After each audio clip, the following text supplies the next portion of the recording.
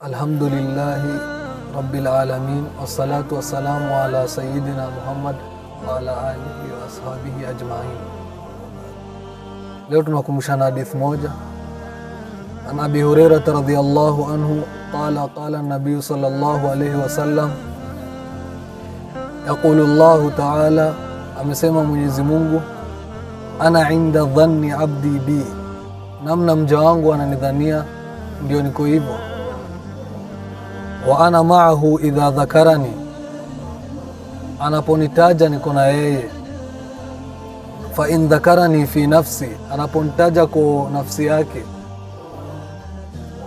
dhakartuhu fi nafsi, nami namtaja kwa nafsi yangu. Wa in dhakarani fi mala'in, anaponitaja kwa kundi la watu,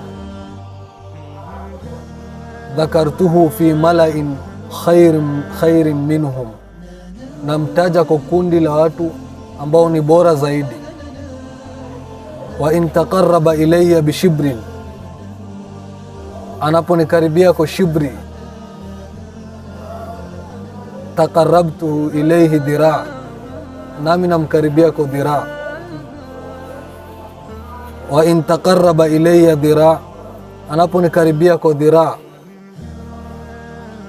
taqarrabtu ilayhi ba'an, nami namkaribia ba'an. Yes.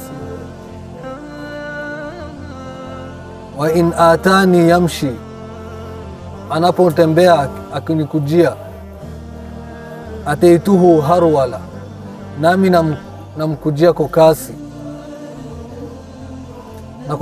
Na kukuwa na dhanna kwa Mwenyezi Mungu